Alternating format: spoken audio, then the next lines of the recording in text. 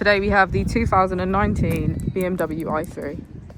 This vehicle has done just over 37,000 miles. It has an automatic transmission and a fully electric motor.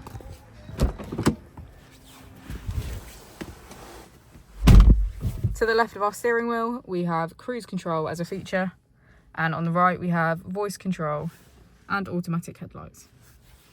Moving on to our screen, we can access media, communication, map. Navigation is not active. And navigation.